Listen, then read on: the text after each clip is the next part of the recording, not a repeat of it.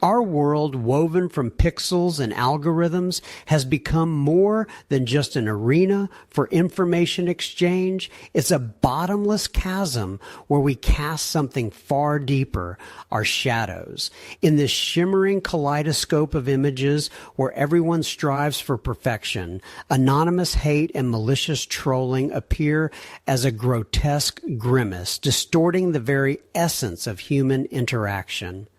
Idealized, photoshopped avatars, devoid of any flaws, only intensify this sense of falsehood, sometimes provoking uncontrollable irritation, and at other times a profound revulsion. But let's pause, breathe, and allow this feeling, this wave of aversion to pass through us. For it is precisely in this reaction, this primal urge to recoil from ugliness or envy of superficial perfection, that a forgotten power lies hidden.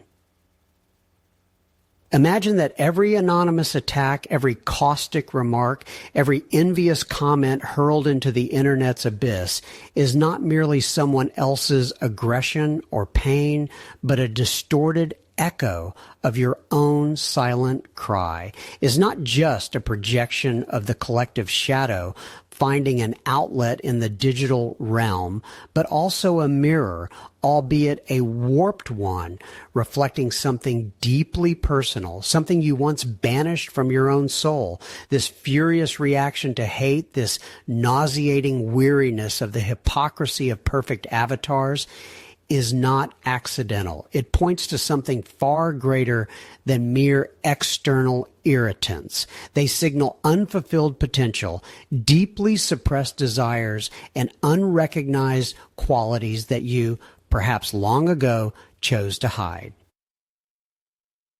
In every biting comment you see, there's a part of you that wished to be as audacious, but was taught to be silent. In every perfect avatar that triggers a pang of envy, your own unfulfilled ambition lies hidden, your desire to be seen, to be recognized, but which was silenced by fear. What if what we so fiercely condemn in others is merely a symptom of our own inner drama? What if the digital space, with all its anonymity and permissiveness, has become the perfect training ground for unleashing what we ourselves don't allow ourselves to feel, express, or even acknowledge? This is not merely an observation of a societal ailment. It's an invitation to gaze into your own abyss. And so we arrive at the most crucial question, akin to a key for a locked door. When, at what point in your life did you learn that being audacious in ambition, raw in vulnerability, assertively aggressive, or even having the right to make mistakes was bad, dangerous, or shameful? When and why was the part of you that yearned to manifest in its full authenticity sent into exile? When was your inner exile, full of untapped energy and unrecognized talents, locked away in the dungeon of your subconscious? This is not merely a rhetorical question. It's the beginning of a journey to understand what truly shapes our digital shadow and how it connects to who we genuinely are. For as long as this exile remains in the shadows, it will knock on the door of our consciousness through the most unexpected and sometimes repellent manifestations of the external world. We've spoken of pixelated shadows, of phantoms roaming digital landscapes woven from others' judgments and our own unspoken truths. But before delving into the collective unconscious, into this overarching digital shadow cast upon us by billions of screens, let's look at its origins, to that very first fragile self that formed long before the advent of the first like or dislike. Recall, if you can, that moment, that barely perceptible shift in your childhood world, when the urge for self-expression, for natural assertiveness, suddenly encountered an invisible wall, when the healthy, vibrant desire to be first, to show ambition, to speak out loudly, was met not with encouragement, but with a condescending smile or even stern reprimand. Remember how your inner energy, the very energy that allowed you to engage in arguments, defend your boundaries, display healthy aggression in play, or assert your rights, suddenly became deemed too loud, ill-mannered, or inappropriate, when the right to make mistakes, to stumble, to be imperfect was traded for a demand for flawlessness, for the fear of being ridiculed or rejected, and perhaps most painfully, when your vulnerability, openness, and ability to feel deeply and express those feelings unadorned were deemed weakness, naivete, something to hide away from prying eyes to avoid being hurt. It was in these moments, these microscopic yet cumulative shifts, that the inner exile was born. The part of you forced to hide in the secret corners of your soul, carrying with it all the qualities declared bad, dangerous, or unacceptable.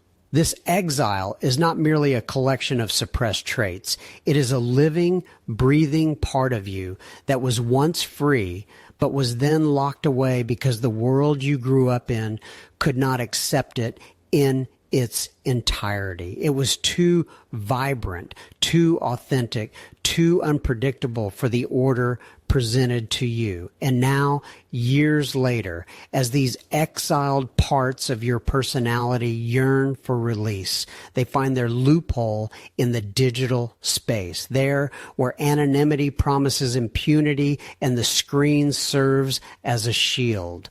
There, it seems safe to unleash those suppressed ambitions, that condemned aggression, that ridiculed vulnerability, no longer in their true form, but in a distorted, projected guise. This is the origin of the phenomenon, the digital shadow, a mirror of our inner exile. It shouts with others' voices, hates with others' words, but its roots lie deep within our own unlived truth. This inner exile, hidden in the dungeons of consciousness, does not vanish without a trace. It accumulates energy. It waits for its moment. It seeks loopholes. And how it manifests in the collective consciousness, in the societal drama unfolding across the internet, has deep archetypal roots, reaching back into the history of human society, into universal psychological mechanisms that operate regardless of era or technology. The shadow is not merely the absence of light, but the mysterious presence of what has been banished. We've discussed the inner exile, those fragments of our essence that were rejected, driven inward under the pressure of external or internal censors. These are not just forgotten qualities, but active, living parts whose energy never dissipates. Imagine an ancient ritual, expulsion from the tribe. Once, a community feeling threat or guilt would choose a scapegoat or a real victim and banish them, believing that evil departed with them. Similarly, in the depths of our subconscious, we orchestrate our own exiles. We sever ourselves from qualities, be it audacious assertiveness, piercing vulnerability, or even a shadowy but powerful ambition that were branded as bad, inconvenient, or dangerous.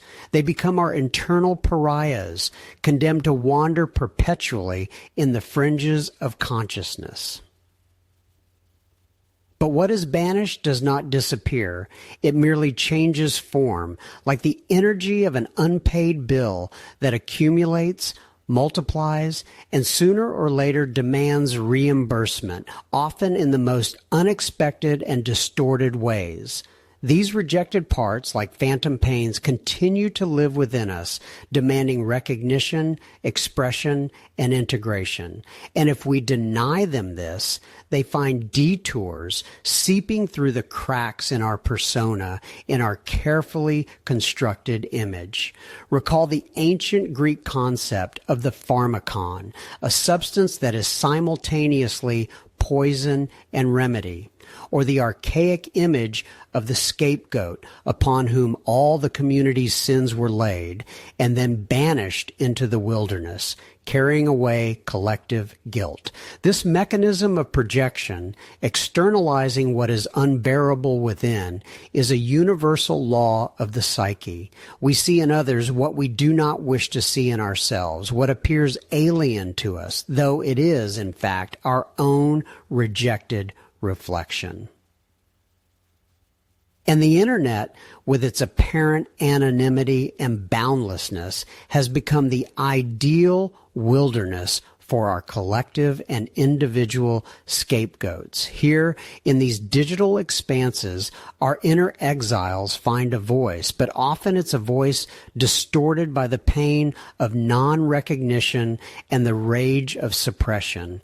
It is precisely here, in anonymous comments, in aggressive attacks on those who dared to be too much of something, or conversely, in the creation of flawless, implausibly idealized avatars, that we see echoes of this struggle. Hate, trolling, the obsessive pursuit of perfection, all are merely external manifestations of an inner conflict, echoes of unexpressed energies seeking an outlet. This is not merely someone's ill will. It is a mirror reflecting those aspects of ourselves that we would prefer not to notice.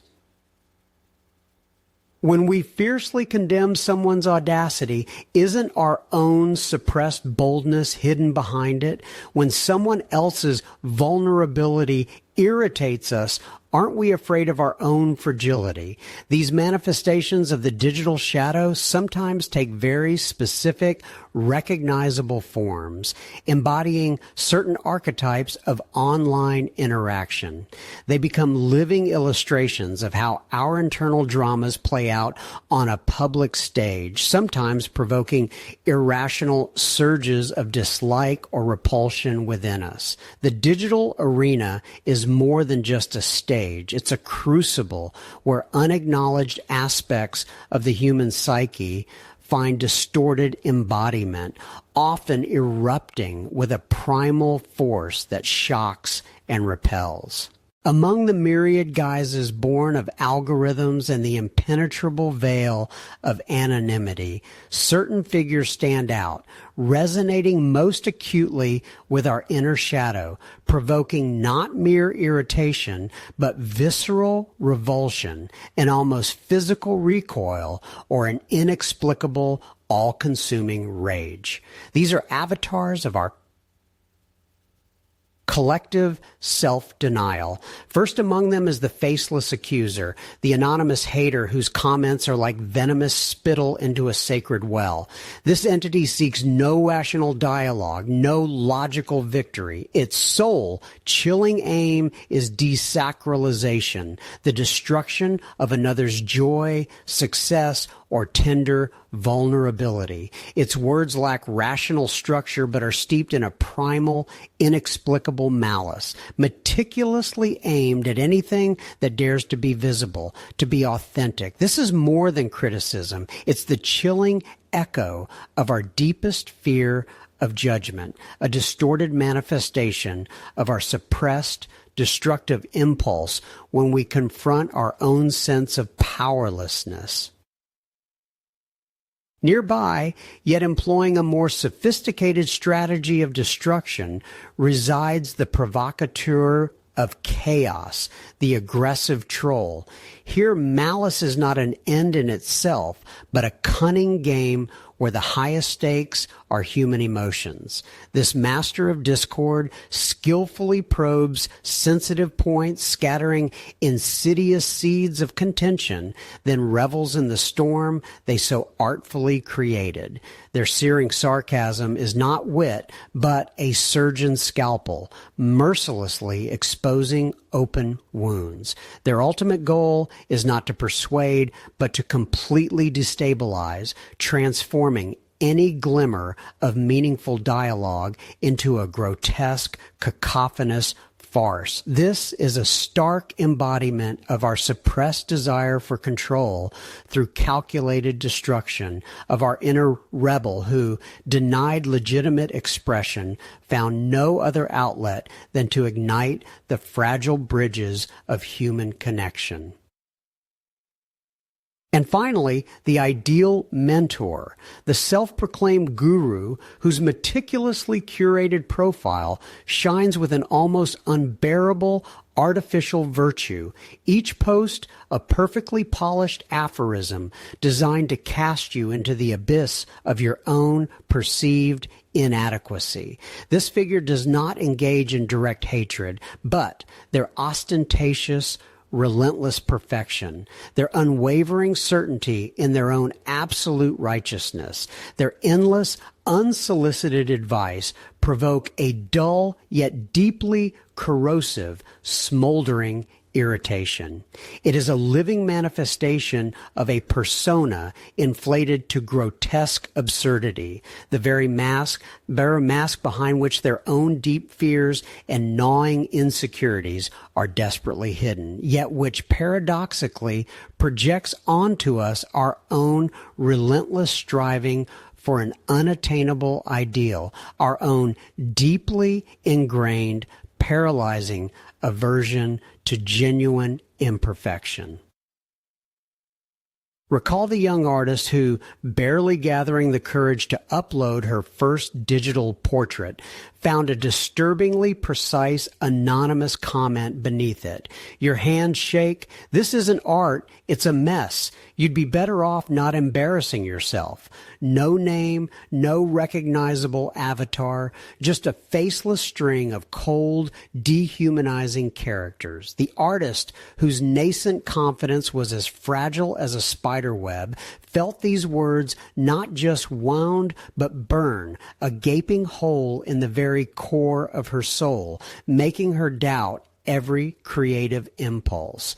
She hastily deleted the work, and then, in deep despair, her entire account utterly unable to comprehend the source of such inexplicable, pure, unadulterated hatred.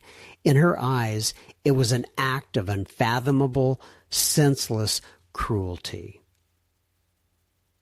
However, for the Faceless Accuser, hidden in digital anonymity, it was perhaps the only distorted path to express their own deep dissatisfaction, their own paralyzing fear when confronted with another's burgeoning creativity, their own paralyzing inability to create anything beautiful beyond a fleeting act of destruction itself. It was their desperate cry, their uninvited projection, their own digital shadow forcibly cast upon another's nascent canvas. These archetypal figures, appearing so alien, so deeply repulsive, are essentially just distorted mirrors. They reflect not only the unsettling facets of humanity that we vehemently refuse to acknowledge in others, but more profoundly, the very aspects we so stubbornly deny within the labyrinth of our own self. And perhaps behind each of these disturbing shadows lies something more than mere malice or superficial narcissism, something that, when acknowledged and bravely integrated, could transform from a source of deep weakness into an unexpected, potent wellspring of strength. If the digital shadow is a distorted mirror, then it's time to look beyond its murky surface to discover not ugliness, but the primal light hidden within. Each of these demons that so persistently provoke our revulsion in the online space is nothing less than a perverted form of the power, the right, the capacity that was once banished from our soul. They are phantoms pointing to lost treasures. Let's recall the faceless accuser, the one who with zealous persistence seeks to desacralize another's joy, vulnerability, or achievements. Their venomous arrow, loosed from the darkness of anonymity, seems pure evil. But what if this malice is merely a perverted echo of our own suppressed need for authenticity? Within each of us lives a voice capable of discerning judgment, of healthy criticism. This is the right not just to challenge, but to protect our own inner sanctuary from falsehood and vulgarity. Perhaps once we were forbidden to be painfully honest, to speak uncomfortable truths, or we ourselves decided that showing vulnerability was dangerous and genuine joy was naive and subject to condemnation. By banishing this right to a deep, unsparing assessment of reality, this ability to see and call things by their true names, we deprived ourselves of a powerful defense mechanism. We forbade ourselves the healthy aggression needed to assert personal boundaries, to fight for our truth. And now this suppressed capacity manifests as the accuser who, seemingly attacking others, actually reflects our inability to self-defend, to express our own disagreement, to accept our vulnerability as a strength, not a weakness. We empower the inner exile when we refuse to acknowledge that behind the accuser's drive to destroy lies our own unrealized right to creatively dismantle old forms, to clear space for the new. Behind the mask of the provocateur of chaos, the aggressive troll who revels in destabilizing dialogue and caustic sarcasm, an exiled power also lurks. Their cynicism and destructiveness seem senseless. But consider, what if it's a distorted form of the capacity for nonconformity, for breaking conventions, for the intellectual provocation necessary for paradigm shifts? Within each of us is a spark of rebellion, a desire to test boundaries, a readiness to challenge authority and dare to be unpopular. Perhaps in childhood we were taught to be agreeable, polite, to not stand out, to avoid arguments. This led to our healthy aggression, our capacity for wit, for irony as a tool of understanding, for dismantling rigidity being suppressed. We relinquished our right to sacred madness, to the courage of dissent, to the ability to shake up a stagnant reality. And now, when the provocateur of chaos appears on the horizon, they irritate us precisely because they expose our own cowardice in the face of conflict, our inability for sparkling yet profound dialogue, our dependence on others' approval. We willingly surrendered the right to originality, to dismantling unnecessary barriers, to freedom of thought into the hands of the shadow, thereby strengthening the inner exile who fears even their own shadow of creative chaos. And finally, the ideal mentor, the self-proclaimed guru whose ostentatious perfection and flawlessness provoke our irrational irritation. Their obsessive pursuit of an ideal, which they seemingly have already attained, is nothing but an inflated persona behind which lies the fear of being imperfect. But what if our irritation with this mentor is a reflection of our own suppressed ambition, our pursuit of mastery, our right to inner authority? We might have been taught that being first is arrogant, that striving for perfection is vain, that sharing one's knowledge is presumptuous. We forbade ourselves from taking pride in our achievements, from demonstrating leadership qualities, from acknowledging our expertise. We relinquished the right to inner wisdom, to the pursuit of growth, to the ability to be a source of inspiration for others. When we see the ideal mentor, we are angry not at them, but at ourselves, at our inability to assert ourselves, at our fear of being too much, at our hesitation to accept the burden of responsibility for our knowledge and experience. We exiled our inner strength, our capacity for self-realization and leadership, and thereby strengthened the inner exile who now fears even their own shadow of greatness. Each of these demons of the digital shadow, appearing so repulsive, is in fact a beacon pointing to those cherished aspects of our personality that were exiled. They are not a curse, but an invitation to return home, to achieve wholeness. But what happens when we stubbornly refuse to walk this path, when we continue to ignore the call of these exiled parts, forcing them to remain in the shadows? Remember the faceless accuser, the one who hides in the shadows to cast stones? Their echo lives not only in those who write nastiness, but also in those who read it and freeze, paralyzed by fear. How many unsung songs, unwritten books, unexpressed thoughts have remained buried in drafts because the fear of being ridiculed, branded, or trampled was stronger than the desire to manifest? Here's the first example of suffering caused by the unaccepted digital shadow: the inability to reveal one's authenticity to the world. A person whose childhood saw any display of uniqueness met with sarcasm or condemnation grows up seeing every anonymous commenter as a potential parent, critic, or teacher who will once again say, "You're not good enough." That part of their personality, the inner exile, which yearns for creativity and recognition, is forced into silence, choosing the invisibility of pain over the risk of rejection. This is not merely a setback, it's constant self-denial, stripping life of its vibrancy and authenticity. Or consider the provocateur of chaos, the one who delights in igniting arguments, whose online presence feels like acrid smoke.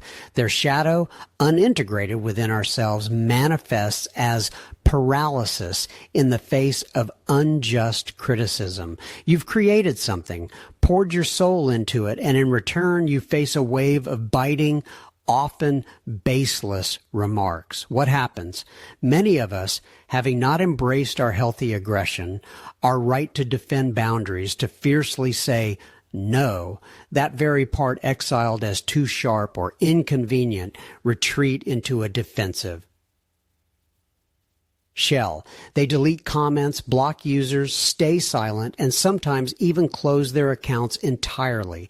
This is not a victory, it's a retreat, leaving behind a bitter taste of powerlessness and humiliation.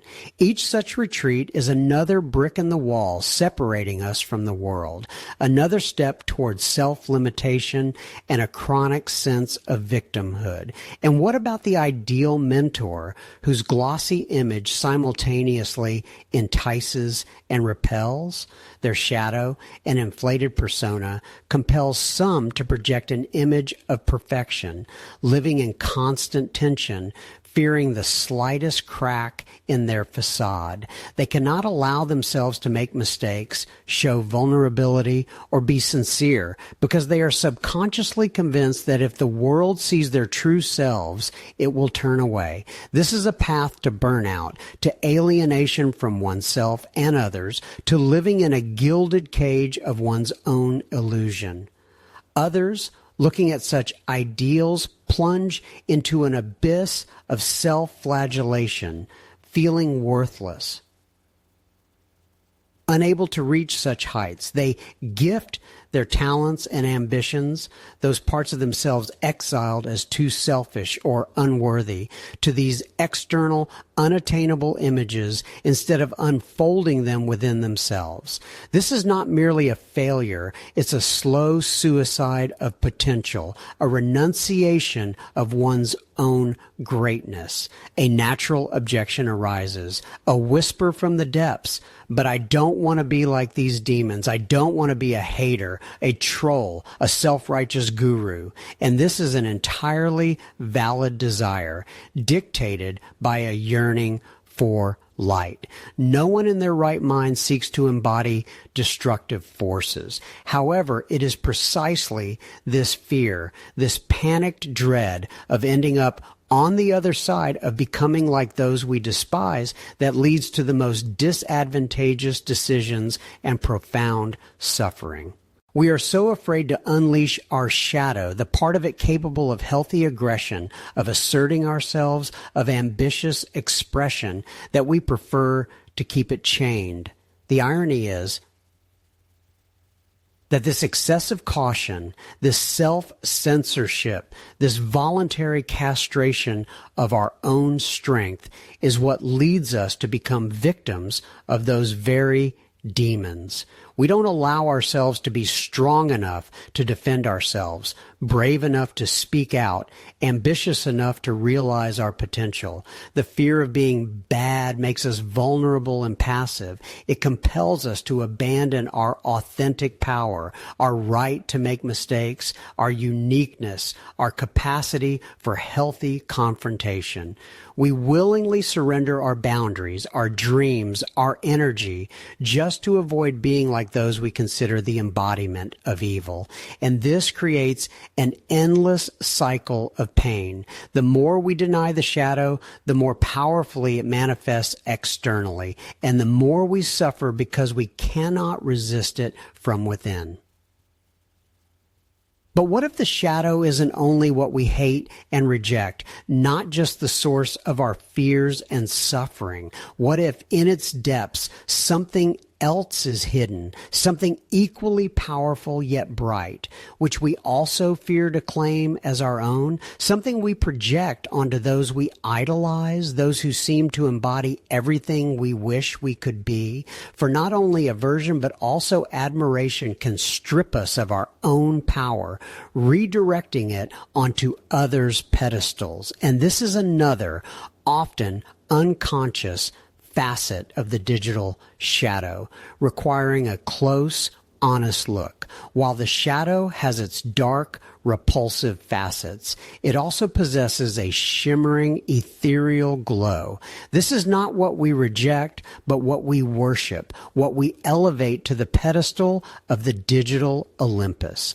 This is how the golden shadow manifests, the projection of our own unrealized or suppressed positive qualities, talents, and potentials onto those we idealize in the online space. Think of those whose feeds you scroll through with bated breath. These might be flawless experts whose articles seem the embodiment of wisdom, virtuoso creators whose works inspire awe, charismatic thought leaders whose confidence and ease appear unattainable. We see in them not just other people, but mirrors reflecting unspoken dreams, unrealized talents, suppressed ambitions that lie dormant within us. Every like, every admiring comment, every hour spent contemplating their refined perfection is not merely an act of acknowledging another's greatness, but a subtle, almost imperceptible act of self-sabotage. We voluntarily hand over the reins of our own potential to them, transforming ourselves from creators into adoring spectators. We admire their success, their courage, their uniqueness, without realizing that these qualities are merely a reflection of what has long resided within us, but was exiled or hidden. These perceived idols are simply grand projections of our own inner exiles, those very qualities that were once too bright, too bold, too inconvenient for the world around us. Perhaps it was your natural artistry dismissed as unserious, or your leadership qualities suppressed as audacity, or your drive for deep knowledge ridiculed as nerdiness. A society, family, school, all of them, sometimes with the best intentions, clipped the wings of aspirations that didn't fit within prescribed boundaries. And now, in the digital realm, these exiled parts of our personality cry out, not directly, but through the alluring image of someone else's triumph. We have gifted them our talents, our courage, our capacity for self-expression. We have surrendered our crowns, our scepters, our invisible thrones, choosing to be subjects of their radiance rather than rulers of our own kingdom. This projection not only drains us of energy, but also deepens our sense of inadequacy, reinforcing the belief that true strength, beauty, and wisdom exist out there, not in here. Thus, the inner exile does not merely suffer in the shadows. It is captivated by those who embody its unfulfilled dreams, thereby holding us captive in passive contemplation. The time has come not just to recognize our shadows, both dark and golden, but to learn to reclaim what was given away or discarded. This is the path to healing, to wholeness, to returning home to our true essence. It is a path that demands not only awareness, but also action. We have navigated the labyrinths of the digital shadow, observed its distorted faces, from the faceless accuser to the ideal mentor, and realized how much energy flows into these projections, stripping us of authenticity. But knowledge without action is merely a beautiful mirage. It's time to reclaim what was unconsciously surrendered, to gather the fragments of our own self scattered across cyberspace. This process does not require renouncing the internet, but calls for an alchemy of consciousness, capable of transforming the digital arena from a battlefield into a workshop of self-discovery. I offer you a simple yet profound tool, the practice of the mirror. In that moment when a whirlwind of emotions, be it admiration or aversion, seizes you before the screen, when the angry comment of a faceless accuser pierces you, or the shining image of an ideal mentor evokes a sharp feeling of envy and inadequacy, stop. Do not rush to react. Do not let impulse draw you into the familiar vortex. Take a deep breath and ask yourself, what exactly in this image, in this phrase, in this emotion of another person resonates so strongly with me? What part of myself do I see in this mirror that I have suppressed, rejected, or not acknowledged?